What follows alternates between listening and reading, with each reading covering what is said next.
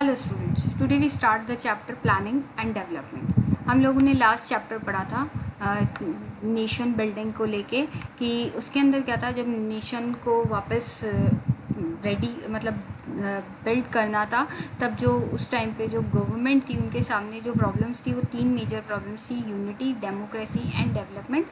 तो इसके अंदर जो प्लानिंग एंड डेवलपमेंट उस टाइम जो गवर्नमेंट ने करी थी उस बारे में हम लोग इसमें डिटेल में पढ़ेंगे। इसके अंदर जो हम मेन पॉइंट्स पढ़ेंगे वो ये: changing nature of Indian economic development.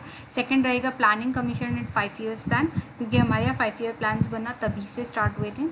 And उसके बाद में हम पढ़ेंगे national development council and NITI Aayog. ये टॉपिक कुछ नए हैं। नीति आयोग आपके जो सिलेबस में वो इसी ईयर ऐड किया गया, इसलिए इसको भी हम इसमें डिटेल में आगे स्टडी करेंगे। ठीक है, अब आता है कि इकोनॉमिक डेवलपमेंट जो इंडिया को मतलब करना था, economic development in independent India, इसका मेन जो वो था, रोल था, एम जो था वो था इकोनॉमिक ग्रोथ करना और social and economic justice establish करना। और इसमें जो की रोल, जो इम्पॉर्टेंट रोल जो प्ले कर रहा था वो और कोई नहीं थी, इंडियन गवर्नमेंट थी। अब क्या था कि 1944 के टाइम पे जो बॉम्बे के कुछ बड़े बड़े जो इंडस्ट्रियलिस्ट थे, उन्होंने एक जॉइंट एक प्रपोजल बनाया था कंट्री के लिए, इकोनॉमिक इन द कंट्री के लिए, और एक मेजर इनिशिएट लिया था कि इंडस्ट्री और इकोनॉमिक के हिसाब से वो था इन्वेस्टमेंट करने के लिए था। और जो ये प्लान था ये पूरा, इसे कहा जाता है बॉम्बे प्लान। ये हिस्ट्री में मतलब ये हम उससे देखें पॉइंट ऑफ व्यू से, तो हिस्ट्री में इस चीज़ को बॉम्बे प्लान के नाम से ध्यान रखना। अब आता है 5 years plan, centralised and integrated national economic programme. 5 year plan क्या था कि पूरे कंट्री के लिए एक सेंट्रलाइज और इंटीग्रेटेड प्रोग्राम्स होने चाहिए इकोनॉमिक प्रोग्रेस के लिए। ऐसा नहीं है स्टेट वाइज या पर्टिकुलर रीजन वाइज होना चाहिए, ऐसा नहीं होना चाहिए। उस टाइम पर गवर्नमेंट का टारगेट था पूरे कंट्री के लिए एक इकोनॉमिक प्रोग्राम काम करना चाहिए जो सेंट्रलाइज्ड हो और इंटीग्रेटेड हो, और वो कहीं ना कहीं अच्छी हेल्प कर सके डेवलपमेंट प्रोस्पेक्टस से। ठीक है, Jawaharlal Nehru presented the concept of the Indian parliament, और जवाहरलाल नेहरू ने सबसे पहले ये जो कॉन्सेप्ट था वो इंडियन पार्लियामेंट में प्रेजेंट किया था। और जो ये कॉन्सेप्ट था 5 ईयर प्लानिंग का, सेंट्रलाइज इंटीग्रेटेड जो प्रोग्राम्स बनाने का था, इकोनॉमिक प्रोग्राम्स जो इस तरह के बनाने का था, ये जो लिया था, ये जो सिस्टम लिया था वो हमने बोरो किया था। कहाँ से? यूएसएसआर से बोरो किया था। अब इसके अंदर था first 5 year plan. First 5 year plan जो था 1951 to 56 के बीच में था।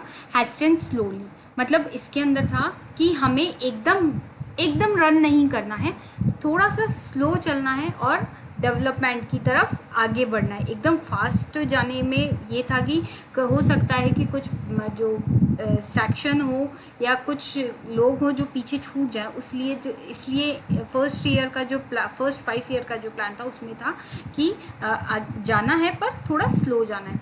कंसंट्रेटेड ऑन एग्रीकल्चर, मतलब इन्होंने फर्स्ट 5 ईयर प्लान में जो किया था वो ये था कि इन्होंने जो कॉन्सेंट्रेट किया था वो किस पे किया था? एग्रीकल्चर पे किया था। एंड जो इस प्लान के जो चीफ आर्किटेक्ट थे वो थे के.एन. राज। ठीक है, इसके अंदर मेन प्रोजेक्ट्स जो थे वो थे construction of dams and irrigation facility, attempt to develop the habit of savings.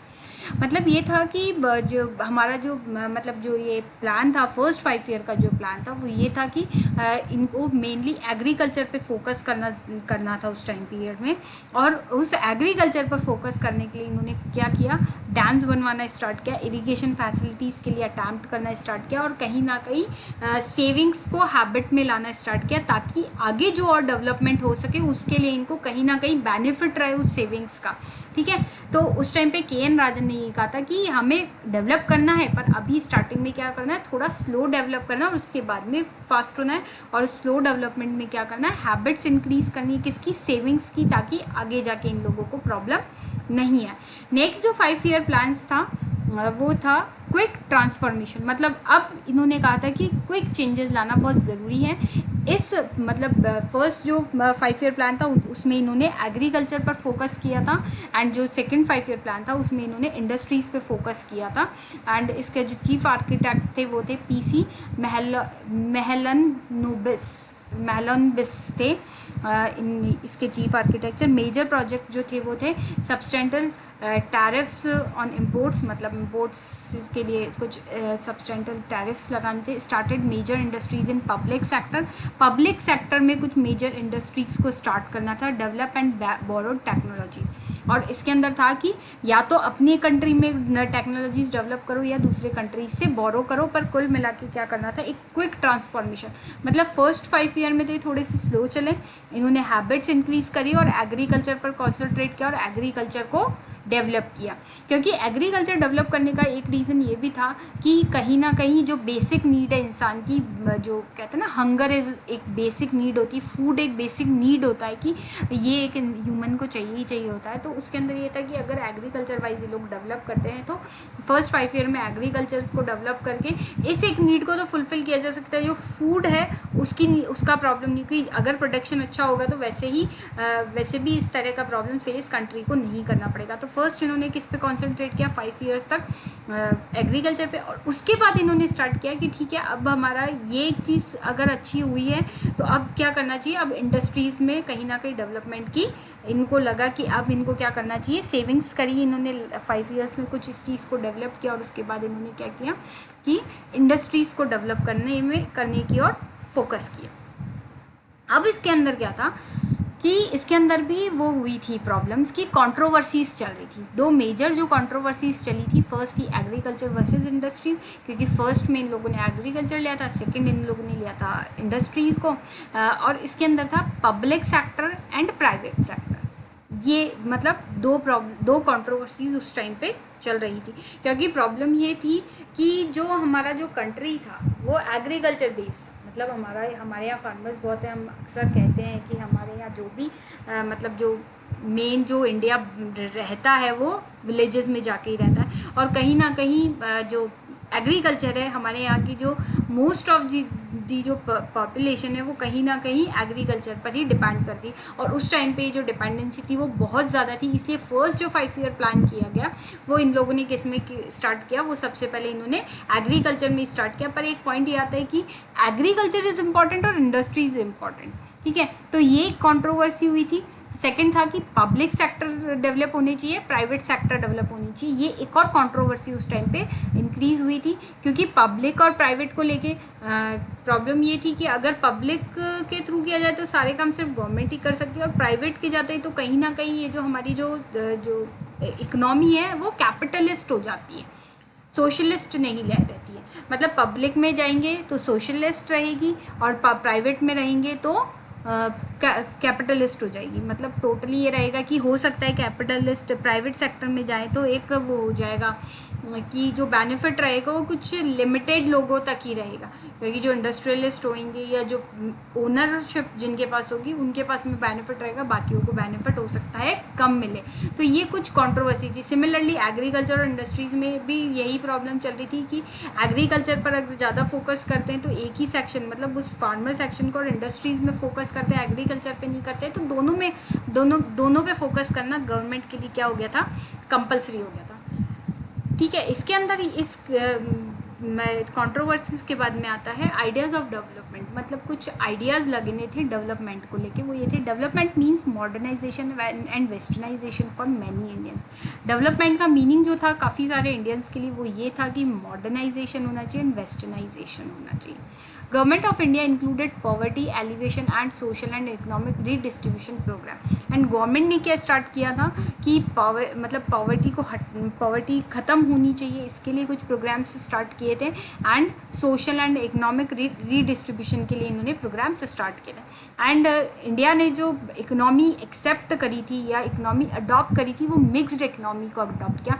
इसने कैपिटलिज्म को भी लिया और सोशलिज्म को भी इसने स्टार्ट रखा था। मतलब ऐसा नहीं था कि सिर्फ कैपिटलिस्ट ही थे या सिर्फ सोशलिस्ट थे, नहीं, इसके अंदर दोनों चीज़ें आ रही थी। अब आता है जो मेजर कंट्रोवर्सीज थी, वो कंट्रोवर्सीज पर हम लोग डिस्कस करते हैं agriculture and industries. Supporters of agriculture leaders like J Kumarappa and Charan Singh supported rural and agriculture development. जो लीडर्स थे जे.सी. कुमारप्पा एंड चरण सिंह, उन्होंने क्या किया था, रूरल एंड एग्रीकल्चर डेवलपमेंट को सपोर्ट किया था। क्योंकि जो इसके सपोर्टर थे, जो मेनली एग्रीकल्चर के सपोर्टर थे, उनका मानना था कि यहाँ की जो काफ़ी सारी जो पॉपुलेशन है वो एग्रीकल्चर पर ही डिपेंड करती है। तो सबसे पहले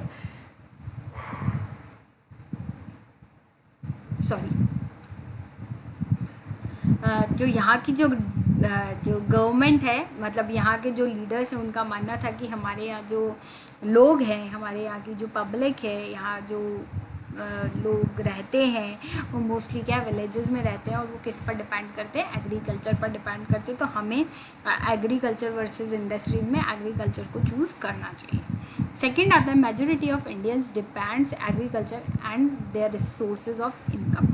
मतलब हमारी जो मेजॉरिटी जो इंडियन जो पब्लिक है वो किस पे डिपेंड करती है, वो एग्रीकल्चर पर ही डिपेंड करती है। इनकम का जो एक मेजर सोर्स है, जो बड़ा सोर्स है, वो क्या है, हमारे एग्रीकल्चर है। नेग्लिजेंस टूवर्ड्स एग्रीकल्चर में affect the leaves of many. मतलब अगर एग्रीकल्चर को निगलेक्ट किया जाता है, अगर ये नेग्लिजेंस पर जाती है, तो कहीं ना कहीं ये बहुत बहुत बहुत सारे लोगों की लाइफ को अफेक्ट करती है। क्योंकि कई बार क्या होता है कि हम लोग सुनते भी हैं, अगर न्यूज़पेपर्स वगैरह में अगर हम देखते हैं, तो ऐसा नहीं है कि ये उसी टाइम पीरियड का प्रॉब्लम था कि हमारी जो पॉपुलेशन है वो एग्रीकल्चर पर डिपेंड करती है। आज भी ये कंडीशन है कि सॉरी स्टूडेंट्स, बहुत ज़्यादा प्रॉब्लम वो हो रही है बस। क्या यस, हम ये बात कर रहे थे कि ये जो नेग्लिजेंस होता है इसका, अगर एग्रीकल्चर का नेग्लिजेंस होता है तो कहीं ना कहीं ये लाइफ को अफेक्ट करता है।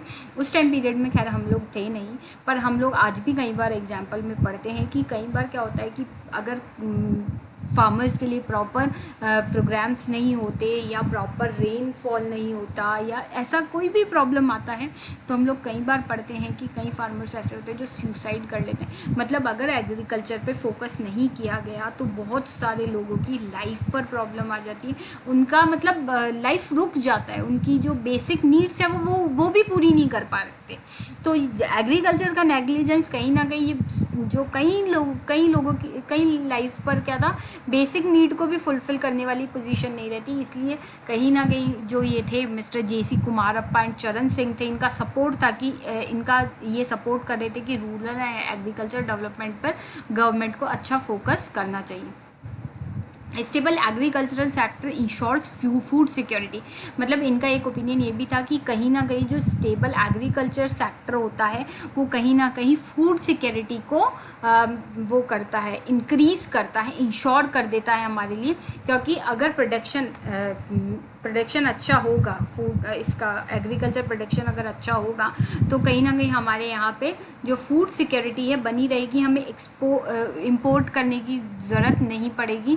हम अगर वो रहता है कि अगर नहीं होता है एग्रीकल्चर प्रोडक्शन तो कहीं ना कहीं हमारी जो फूड सिक्योरिटी है वो ख़त्म हो जाएगी, लोगों तक फूड पहुंचाने के लिए भी प्रॉब्लम्स फेस करनी पड़ेगी। सॉरी स्टूडेंट्स, बहुत ज़्यादा ये हो रहा है आज तो। ठीक है, तो एग्रीकल्चर के सपोर्टर्स का तो ओपिनियन ये था। नेक्स्ट आता है कि अब इंडस्ट्रीज़ क्यों असेंशियल थी। इंडस्ट्रियलाइजेशन इज़ असेंशियल, क्यों थी असेंशियल उसको देखते हैं हम। फॉर रैपिड इकोनॉमिक डेवलपमेंट, मतलब एक जो इकोनॉमिक डेवलपमेंट के लिए जो ज़रूरी थी वो इंडस्ट्रीज़ ही ज़रूरी थी। एग्रीकल्चर से उतना मतलब फास्ट जो कहेंगे वो इकोनॉमिक डेवलपमेंट पॉसिबल नहीं था। टू रिमूव रूरल पॉवर्टी, जो पॉवर्टी वाला जो प्रॉब्लम था वो कहीं ना कहीं इंडस्ट्री से। अब ठीक है, जिनके पास लैंड है वो लोग लैंड पर वर्क करके उस चीज़ को उससे ओवरकम कर जाएंगे, उन्हें पॉवर्टी का प्रॉब्लम नहीं है। पर जिनके पास लैंड नहीं है, जो विलेजेस में नहीं रहते, कोई छोटे सिटी में आकर रहने लगे हैं, तो उनके लिए किसकी हेल्प है? वो तो इंडस्ट्रीज़ के ऊपर ही डिपेंड होंगे ना। इंडस्ट्रियलाइजेशन जो हुआ था वो इसीलिए हुआ था कि जो इंडस्ट्रीज़ बढ़ रही थी तो लोग क्या कर रहे थे कि जहाँ पर इंडस्ट्रीज़ हो रही थी वहाँ पे सेटल हो रहे थे, और कहीं ना कहीं पॉवर्टी जो थी इससे कहीं ना कहीं इससे पॉवर्टी वाला जो सेक्शन था उसमें कमी आ रही थी।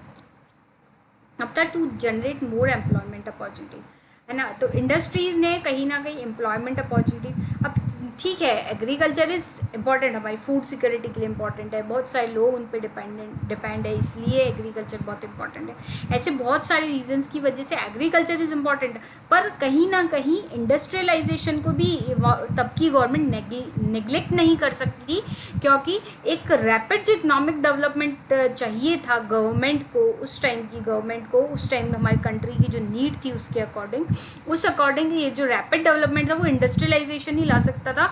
एग्रीकल्चर के थ्रू इस तरह रैपिड इकोनॉमिक डेवलपमेंट पॉसिबल नहीं था। और जो पॉवर्टी वाली जो प्रॉब्लम थी, जो मतलब प्रॉब्लम ये थी कि कई लोग ऐसे थे जो ठीक है अगर विलेज में रह रहे हैं तो वो किसी लैंड ओनर के यहाँ छोटा मोटा काम करके काम चल रहा था, पर अगर वो सिटी में आके प्रॉब्लम है तो पॉवर्टी वाली चीज़ से निकलेंगे। अब चलो ठीक है कहीं जगह लैंड ओनर है, अब क्या होता था पहले के टाइम पे, या हम आज भी देख ले, एक बेसिक थ्योरी होती है, ठीक है गांव में इतने सारे लोग हैं, लैंड नहीं है, एक बड़ा जो लैंड ओनर रहेगा वो अपनी मर्जी से अपनी इच्छा के अकॉर्डिंग चाहेगा उतने कम पेमेंट पे लोगों को वर्क पे रख लेगा। क्यों? क्योंकि उसके पास बहुत सारे ऑप्शंस है कि इसने अगर ये इतने पर नहीं मानता तो दूसरा राज्य होगा, दूसरा नहीं मानेगा तो तीसरा राज्य होगा, कहीं ना कहीं उसके लिए एक बेनिफिट था। ठीक है, तो ज़रूरी थोड़ी है कि जितने भी जने रह रहे हैं उन सबको उसके वहाँ वो एम्प्लॉयमेंट मिल जाएगा, नहीं था। तो जो ये एम्प्लॉयमेंट अपॉर्चुनिटीज़ जो जनरेट करी थी वो इंडस्ट्रियलाइजेशन ने ही आके जनरेट करी थी कि लोगों को ज़्यादा से ज़्यादा एम्प्लॉयमेंट। और फिर इसके अंदर जो एग्रीकल्चर का जो एक और जो बड़ा बेनिफिट था वो ये था कि इसके थ्रू फॉरेन एक्सचेंज को कहीं ना कहीं अर्न कर सकती थी इंडियन गवर्नमेंट। नहीं तो एग्रीकल्चर के थ्रू फॉरेन एक्सचेंज को मतलब अर्न करना मुश्किल था, क्योंकि एग्रीकल्चर में फर्स्ट ऑफ ऑल आपका प्रोडक्शन उतना हाई लेवल का होना चाहिए, उतनी क्वालिटी वाला होना चाहिए, तभी आप उसको क्या कर सकते हैं, कहीं भी भेज सकते हैं। ठीक है, पर अब आपके यहाँ प्रोडक्शन ही उतना हो रहा है जितने आपके कंट्री का नीड है, तो आप फॉरेन एक्सचेंज तो आप अर्न कर नहीं सकते।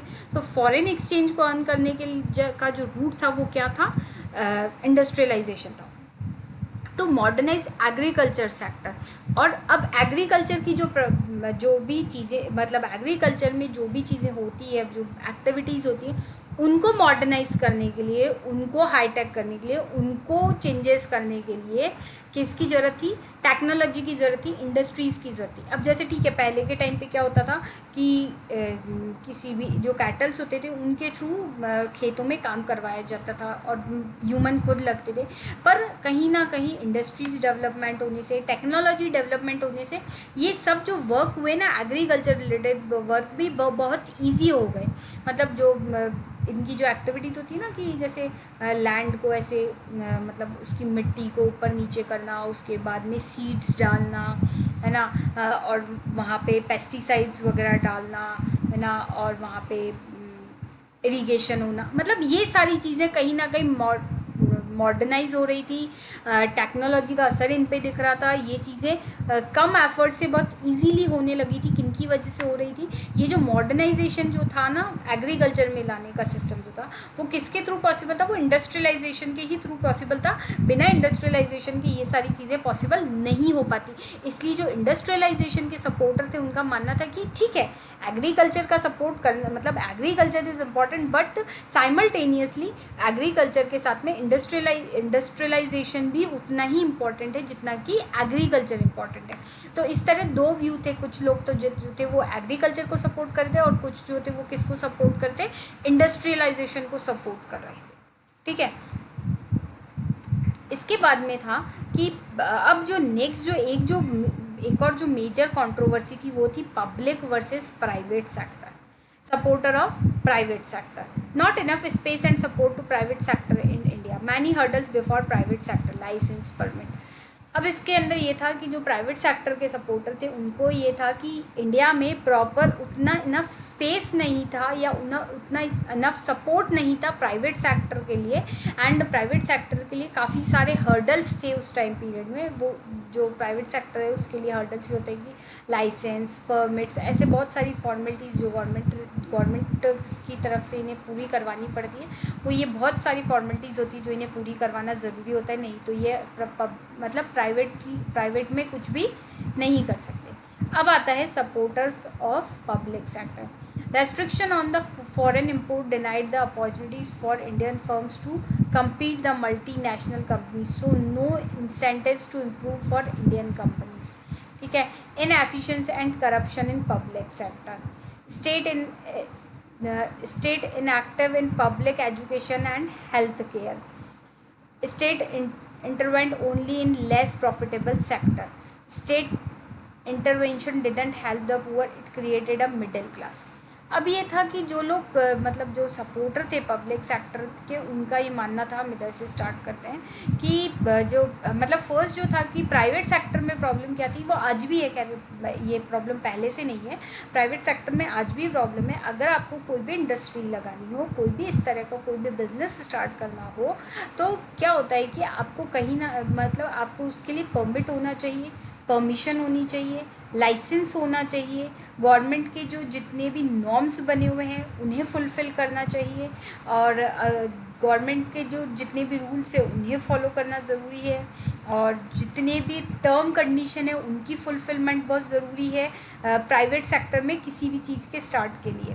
ठीक है। अब मैं एक बहुत छोटा सा एग्जांपल तुम्हें देती हूँ कि भोपाल का एक गैस इंसिडेंट हुआ था जिसके अंदर काफ़ी लोग मारे गए थे।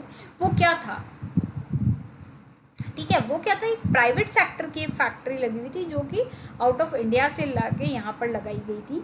अब वो प्रॉब्लम क्या थी कि उन लोगों ने क्या किया, ठीक है, यहाँ पे उन लोगों ने वो मेंशन कर दिया, हाँ ठीक है, दिखा दिया कि हाँ ये चीज़ है, पर कहीं ना कहीं वो चीज़ें वर्किंग नहीं करी थी, जिससे इतना बड़ा एक्सीडेंट हुआ कि इतनी गैस लीक हुई और लार्ज स्केल पर पीपल्स मारे गए।